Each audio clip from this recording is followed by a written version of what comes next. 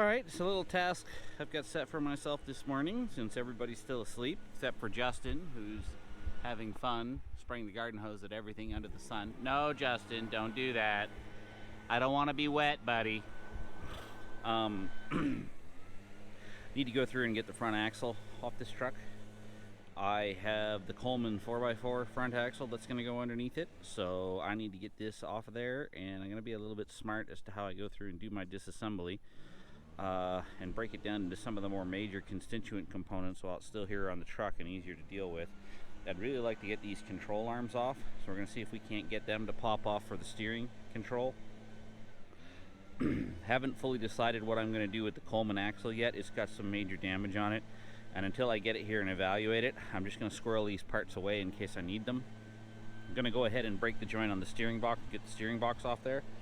That's going to go ahead and allow me to be able to get that cab off, and I'm probably also going to see if I can't get the brake and clutch levers disassembled so that they're not in the way. I'd like to have the chassis as clean and smooth as I can so I can get this cab off and probably into the back of my truck the next time I go see my dad and just store it up there. I have another cab I'm going to use for this project, but haven't fully decided what I'm going to do, and I'm just going to stick this in inventory for the time being. After I strip everything off it and get it all clean, we'll leave the windows in, but we'll try and seal the rest of it up so that we don't get leaks and water ingressing into the cab and doing corrosion damage. So got quite a lot of things I'd like to get done today. It is Memorial Day today, so I'm making the most of the fact that I've got a day off and some extra time, and before breakfast here we'll see if we can't get some of this stuff tripped off.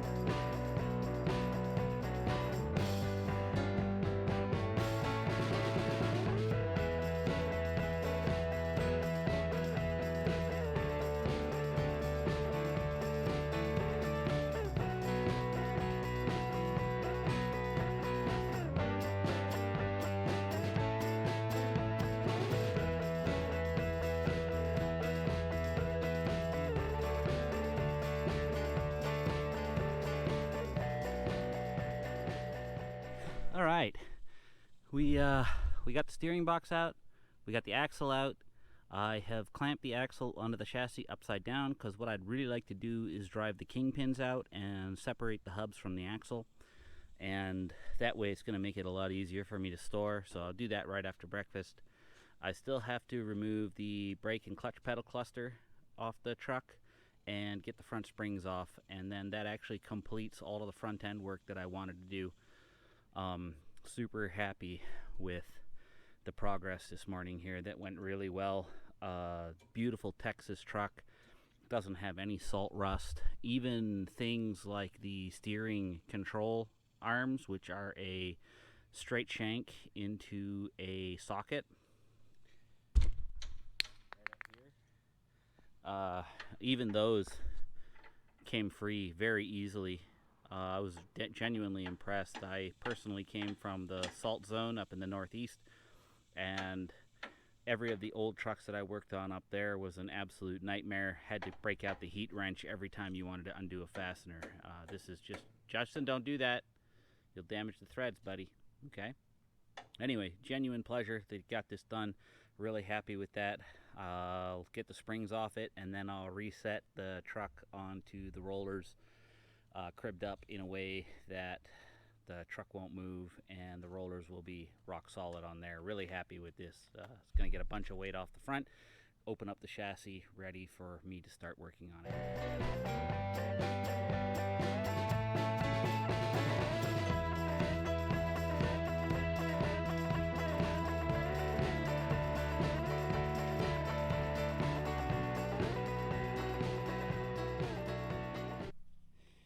That wasn't too bad, in all honesty.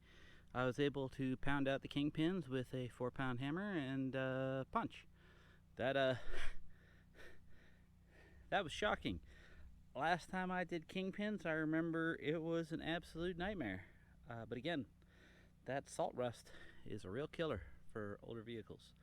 So now that that's done, we are going to move on to getting the springs off, and then the only remaining item after the springs are off is to get the brake and clutch control assembly apart, and probably that's going to involve removing the master cylinder as well, but making really good progress here. Very happy with this. Okay, we're here and we're getting started.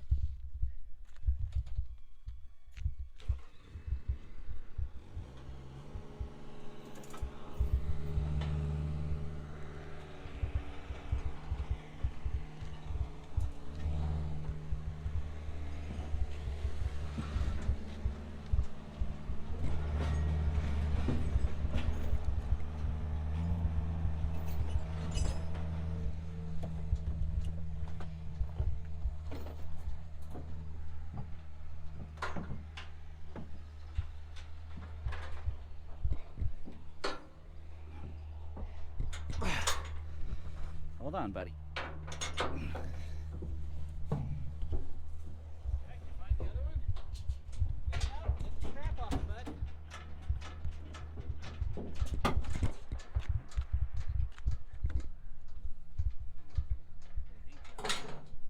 Are they so awesome?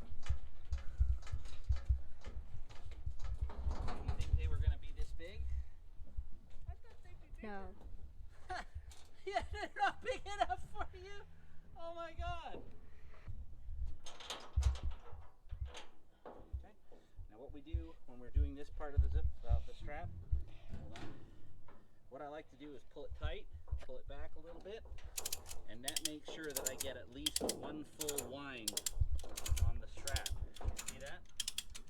These are a friction-based device, and they rely on about 1.5 winds. Like that. Okay. Now let's go ahead. Go find me the 2 Ziploc ties that should have been here, Justin. Yep. You're doing good, buddy. You keep up the good work.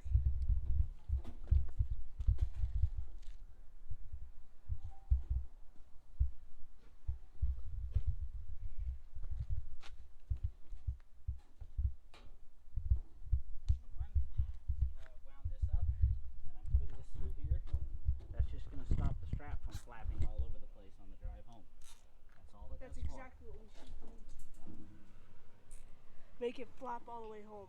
There, go ahead, do yours.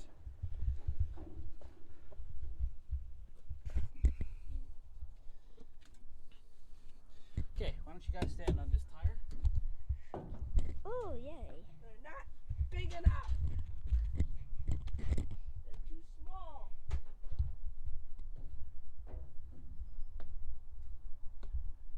Side by side, next to each other.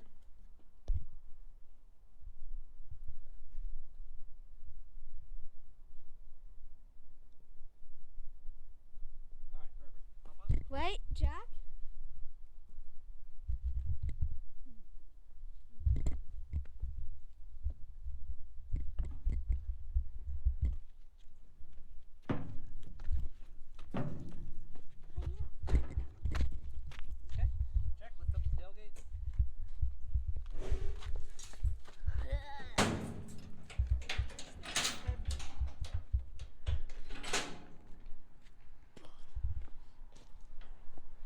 it isn't. Come on. Okay, we're finished.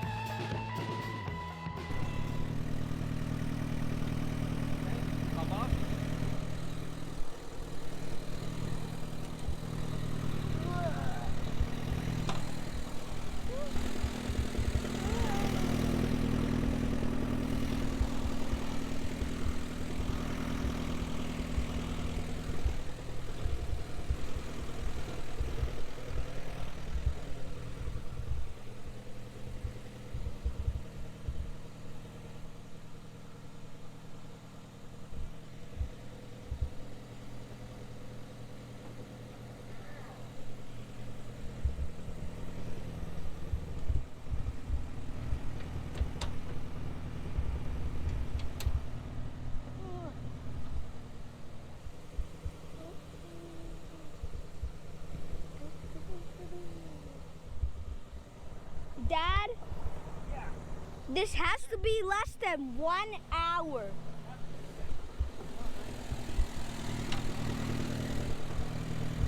Can you hold this? Yeah.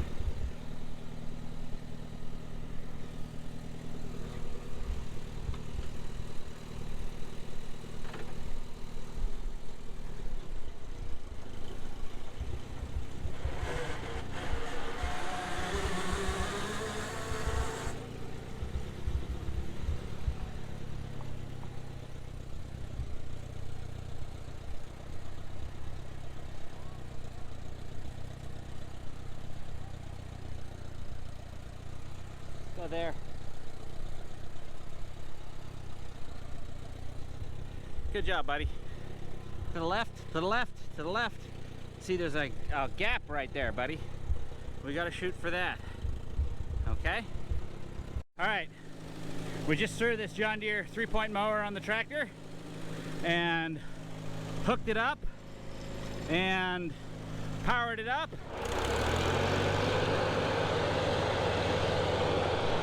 Yeah.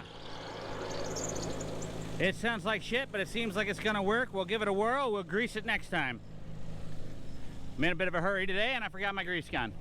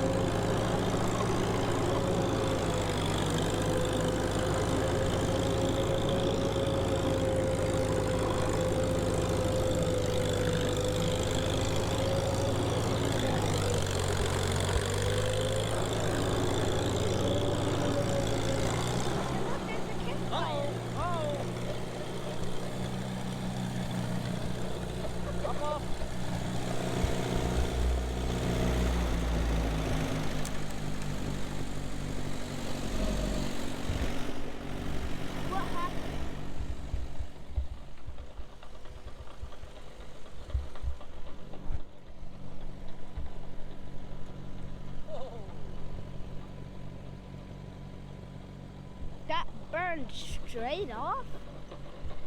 Man, it's that fast.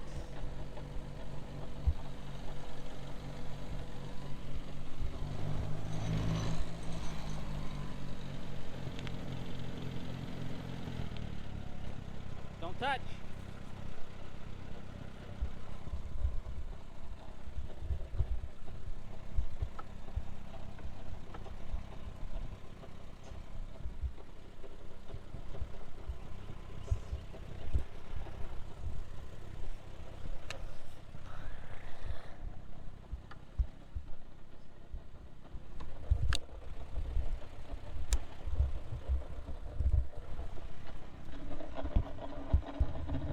Alright, Justin, we're going to have to give up with the mower for today Okay. because the belt flew off. We don't have the time. We got a lot done now. What if someone moves in here before we come back? Oh, don't worry. Granddad will be back here.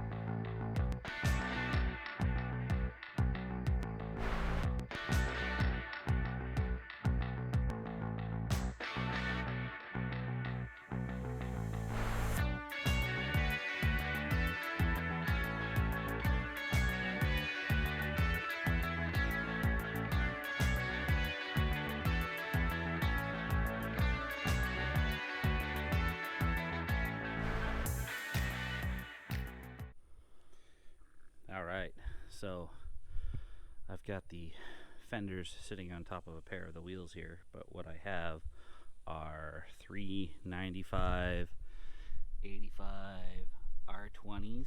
These are Milsurp wheels. They have steel rims and centers. They are beadlock style rims.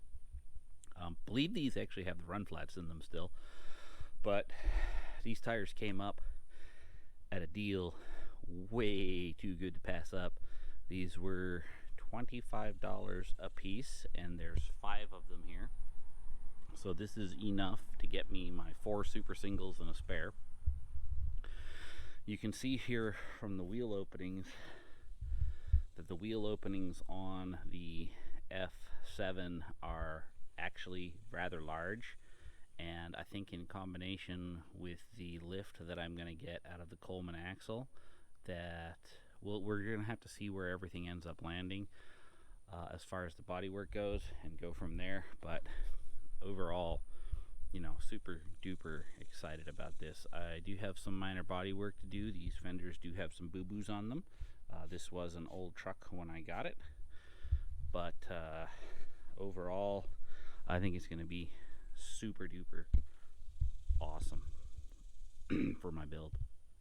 So a couple of the big items that we have to go through and deal with for this build are going to be specifically, I'm going to have to machine new centers for these wheels so that they can fit onto my axles, and I have to get the offsets correct so that the inside of the wheels is approximately the same as the inside of the originals. In order to do all this fitment work, I am going to have to actually have that front axle done and under the truck and ready to go. And so that's kind of the big goal for the next little period, is to get both the front and the rear axles done up so that they're ready to rock. And in the case of the front axle, that is going to have to be a complete teardown, and I'm probably going to do a teardown and inspection of the rear and then decide what I want to do.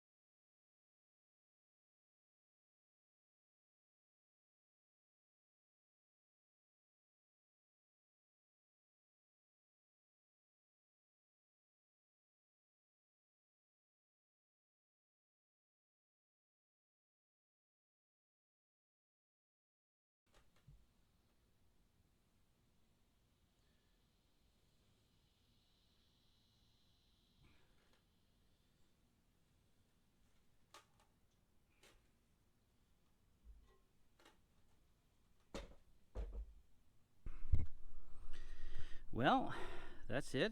First time it's been opened in 22 years, and it's not bad, honestly. Everything in here looks like what I remember it looked like.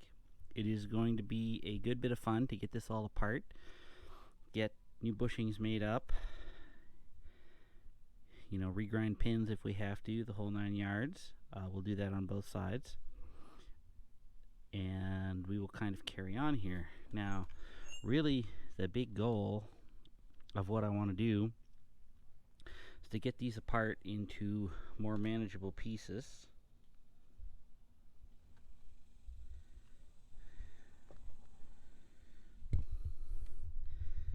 Looks like I probably went ahead and that might not have been me, actually. I'm looking at this now.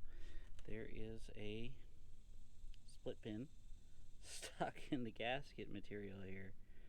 That's fascinating. So yeah, fun times. Looks like we've got one dowel pin in the whole axle wheel to locate the position of it.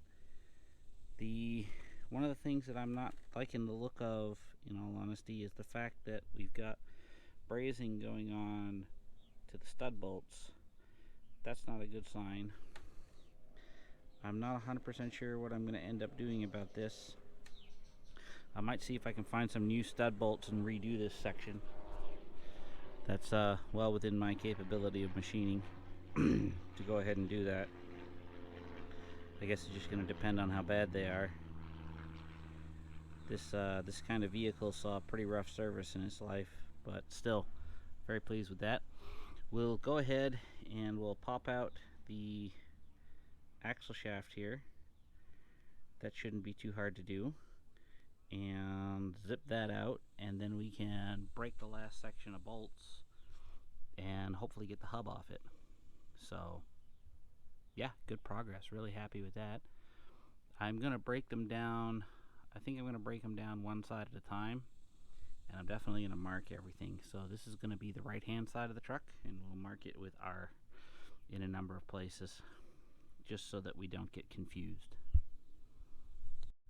Okay, so the next thing that we're gonna do here is I've actually decided we're gonna pull the power yokes out of it. And in order to get out the power yokes, there's 1, 2, 3, 4 bolts that have to come out. And we'll kind of walk through that as we go.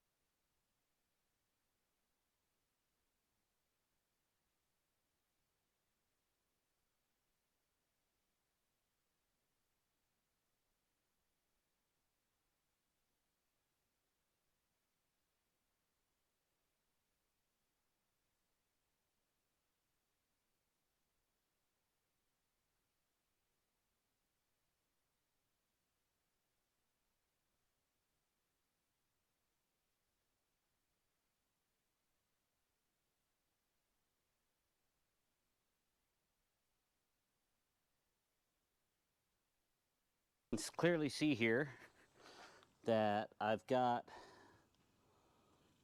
looks like it's threaded, and I have a screwdriver socket in there.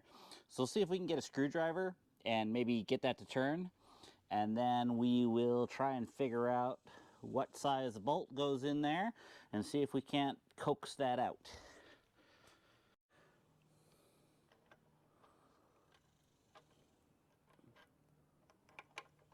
Oh yeah, that's nice and free. That's really good. No issues there. Let's see if we can't find a maybe 3/8 24. Oh, look at that. Oh, it's so good. There we go. Power yoke pin right there. That's awesome. So that's the first one out.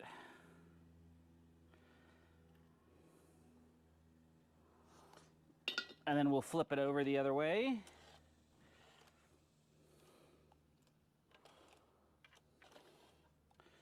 And hopefully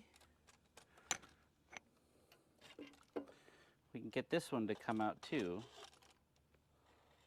Let's see if it turns first. Oh yeah, no problem. And then we will snake the bolt out. Ah, yeah. Good deal.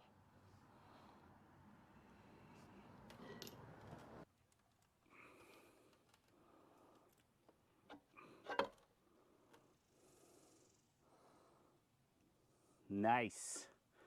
Very nice. Awesome. Good deal. All right. Ah.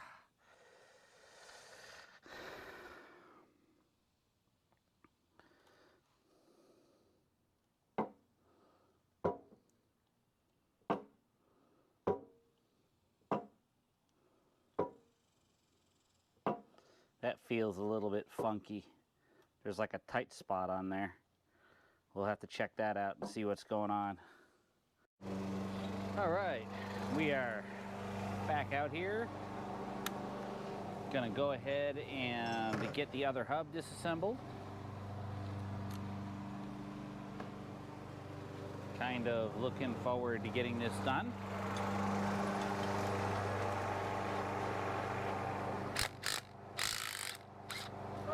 Hey! Neighbor's just mowing his lawn. It's a good time to do it. The weather's cooled off quite a bit. Now, I seem to recall 21 years ago that I had disassembled the hub on the other side, and I had never gotten around to disassembling the hub on this side. So this is very likely going to be the first time this has been apart in a very long time. Not 100% on that. I can't remember exactly what had been done, but my recollection is the side that I had painted the back disc on, I had taken that apart, and I had not taken apart the other side. And I think part of the problem was that I found that the bearings, main hub bearings, were damaged, if I recall correctly. And I did not have the dollars at the time to fix it, get the bearings replaced. So that's probably still going to be a challenge. I expect that with 4 oddball sized big diameter bearings that this is still going to be a rather expensive thing that needs to be done. If I recall correctly, that is actually quite heavy. If I recall correctly, the bearings on the other side were pitted, and that was what had led to the pausing of the project while I tried to figure out what to do. If I remember rightly, the bearings were like 400 bucks a pop at the time. Now, I might not have been looking in the right place. Maybe I can do better than that today. Likelihood is probably not, to be honest with you. It's probably a lot worse. But we'll give it the old college try. See what we can do here. I'm feeling a lot of grittiness in here, so just kind of have to play it by ear, I suppose. See how it goes. Still super excited about this. It's going to be great fun to go through and get this back together.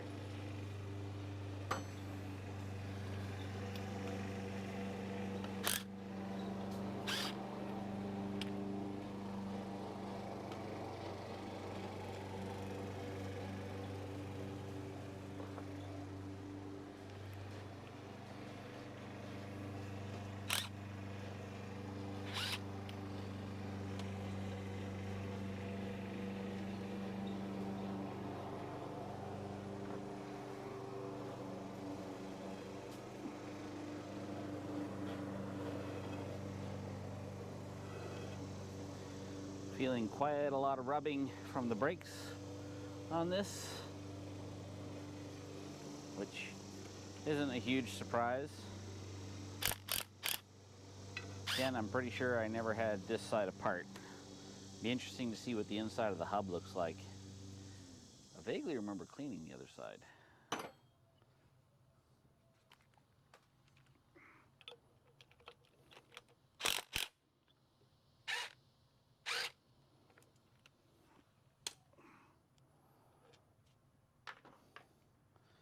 A lot of the lock washers are broken here. That's pretty typical.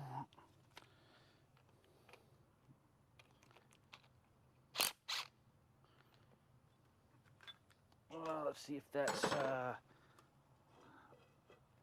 think we're gonna need, grab a cold chisel and split that apart, unfortunately.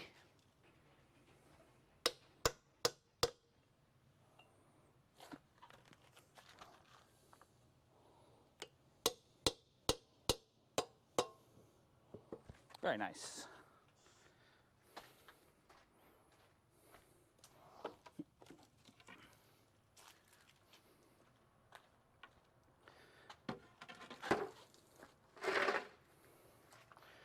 Just gonna set that down in case it gets away on me so that I don't damage this basically irreplaceable piece.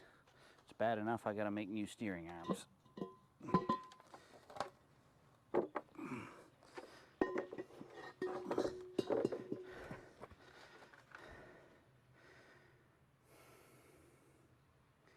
It is exceedingly interesting to me that they brazed the studs in. And I'm gonna have to cut those, remove them, and try and source a replacement because one of those studs is stripped.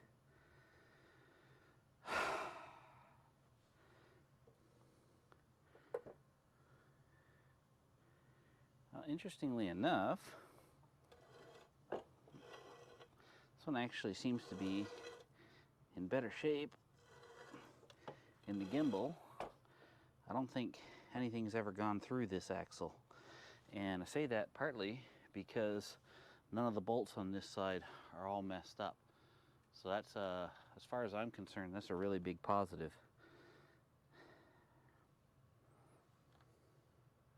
Gross. That grease is ancient.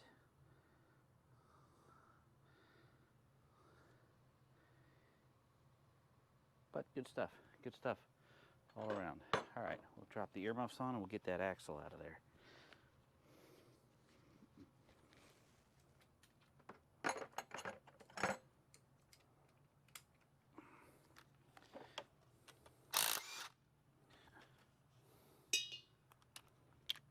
Don't need the wobble joint for that.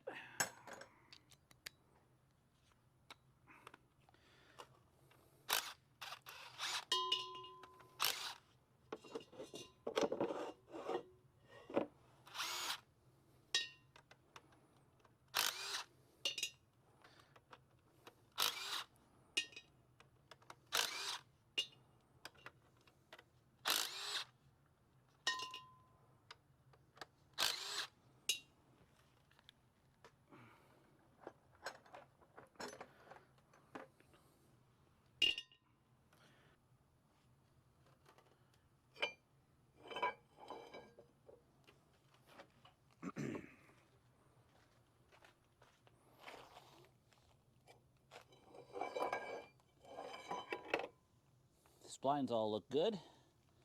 Axle shaft's in great shape. We'll just set that like that for now.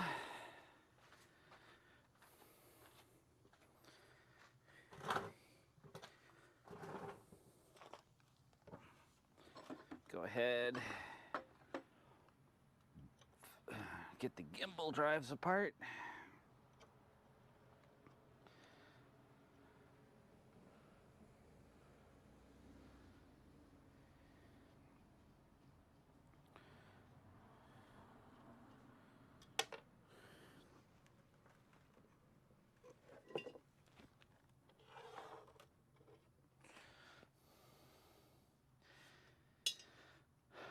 Always best with equipment like this that is so old and obsolete to be cautious in your disassembly. At this point, this front axle, based on the drawings in the manual that I have, is pushing, pretty easily pushing, I don't know, 1948 to 1952 probably. It's somewhere in that range. And at this point, you know, it's 2024, so it's like 72 to 74 years old. Yeah, it's crazy. Most of it's in really good shape though. So once again, we've got our trusty little tool here, and we're just gonna try and turn the, oh yeah, that pin turns nice and freely. Like, I'm so happy that I didn't end up with a bunch of water in this thing. That would have been no fun at all. So, go ahead and see if we can't fish this out of there. What are we looking at here?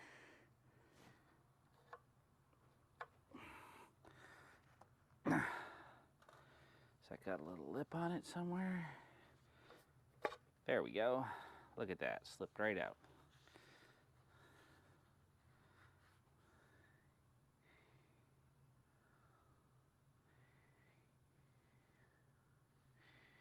Looks in really good shape. Happy with that. Let's flip it over, do the other side.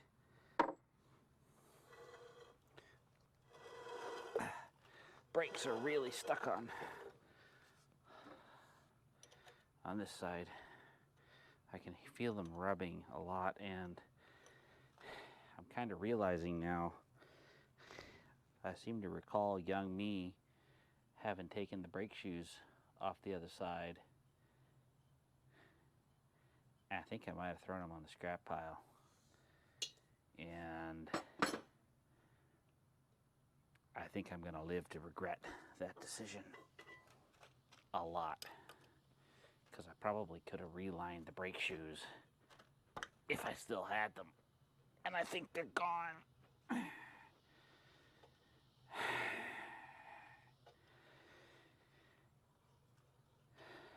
Live and learn, I suppose.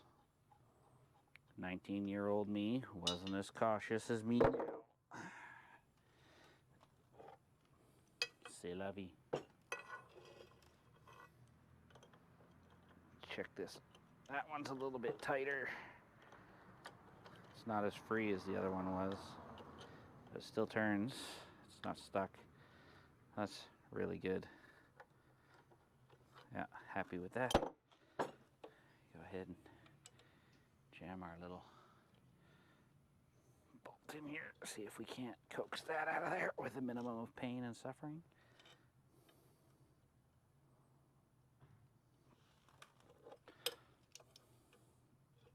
There we go.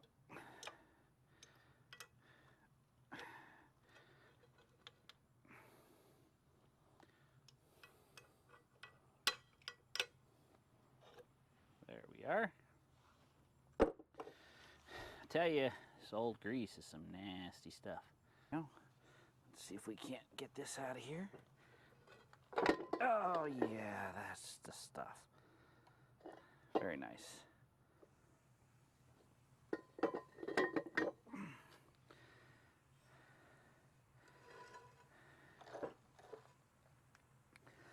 And then we'll grab the crane. I guess we'll move some of this stuff out of the way, and then we'll put some upward weight on this and break the joint. And that's basically going to hit all my goals for the day of getting this all apart and getting things ready for cleanup. Pretty happy with that.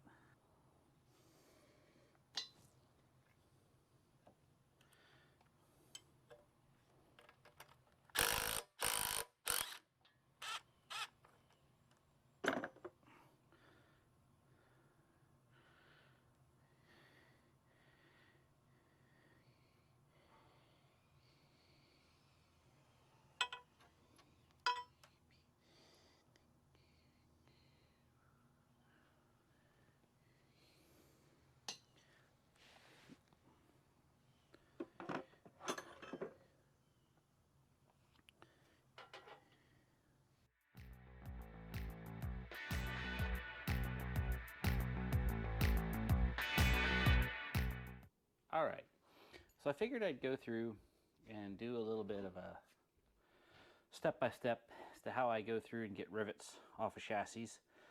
I have never used a torch. I have always gone through and cut the rivets, and I do it kind of in a step-by-step process. In general, with this work that I'm doing here, I'm not building a farm trailer. I'm actually looking to do some nice work on a restoration / resurrection. So the first step is to go through and put a good deep center in each of the rivets. And I want to do this because the rivets are very soft and the rivets are domed. So I put it on as close to the center as possible, and I give it some good deep strikes in order to have a place for the drill bit to center into when I start drilling. Rivet material is very soft. Now when you go through and do your replacements, you kind of have the choice to use either bolts or rivets, and as far as I'm concerned, both are acceptable. I haven't decided what I'm going to do on this job yet. I might try my hand at riveting, but the reality of the matter is that bolting is just far more accessible for everybody. So once I've got that hole drilled, I take my electric drill and I'm going to go ahead and drill that out. And it takes a surprising amount of force to drill the pilot hole.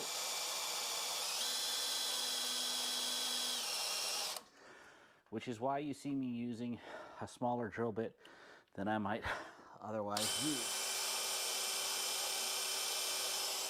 I'm not going all the way through. I'm actually really just looking to get through the rivet head. It doesn't matter too much even if I miss, because the final step of the process is to actually use a cold chisel to go ahead and get the last part of the drill out. This one might be trouble for me. There we go.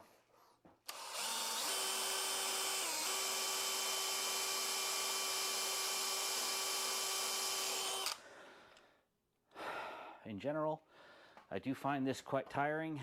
I would love to have one of those magnetic drills that you could just clamp to the side of the chassis and drill with, but I feel like even if I had that, it'd still be a whole bunch of work just to get it correctly placed so I could drill.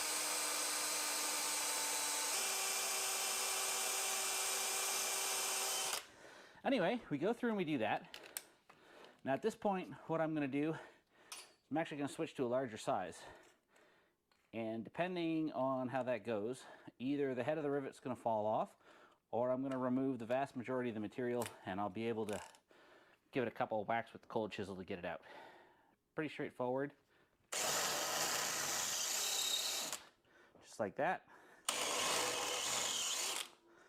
And like that. And like that. And like that. So that one actually popped off. Kind of what I like to see. So we'll get that off there. Not right now, because that's actually stuck on there pretty good. There we go. Now the last step here, well, second to last step, is I take a good heavy sledge. Typically, I like to use my 4-pound sledge, my Estwing, and I just get right here under the rivet, and I just bump them off just like that. It's super easy. It's not strenuous. Now see, that one I didn't drill quite deep enough.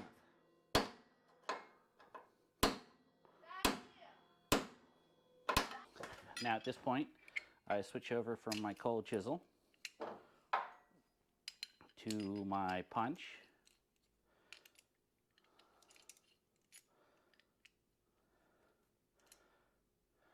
And what I like to do is I actually like to pound out the rivets all the way.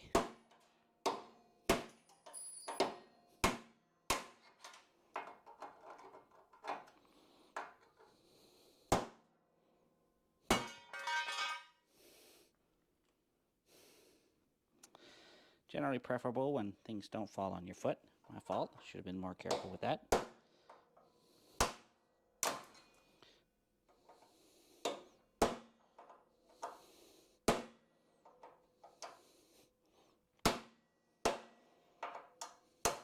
we go.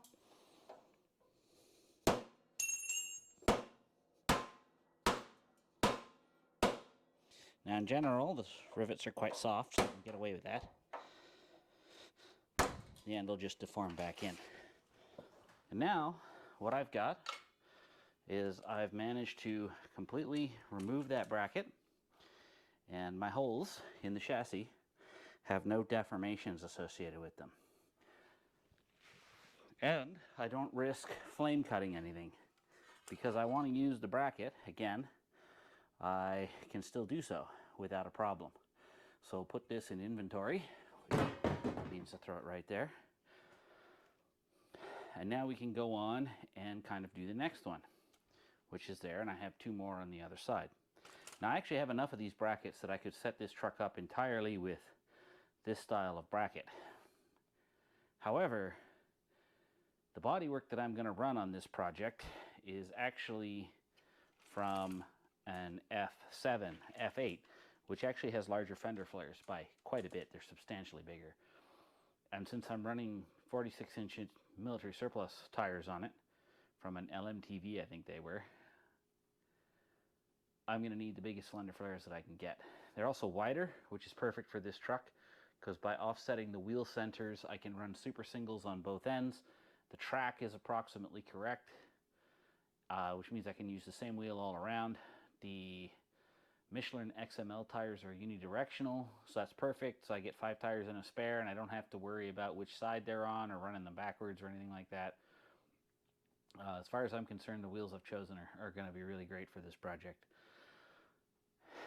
Yeah, so we're just going to sit here and carry on and get the rest of these brackets off. And then that's going to actually allow me to move things around and reorganize here next weekend. But this is just a necessary step. The reason I'm getting these 2 off right now is I got to walk back and forth through here just an absolutely whole bunch. And I just absolutely know that I'm going to whack my shins on those bars. Because right now I've got a Coleman hub up on a pair of sawhorses. I need to get that apart, I need to get the bearings identified, and I need to get bearings on order, because I know at least on the other side the bearings were smoked. At this point it's 70 plus years old. It's a really good time to put new bearings in it. So it's going to get the love that it deserves. I've also got all the stuff that I need to go through and redo the inside. I'm curious to see if this particular hub has rubber boots in it. I know the newer Coleman stuff had rubber boots on some of the tractors, and those boots are actually still available. So depending on what I find in here, last time I pulled one of these apart was 21 years ago. Everything's a vague memory. I honestly can't remember much. So we'll see how that goes. I'm going to get this other bracket off, and then we're going to jump right into getting that hub disassembled.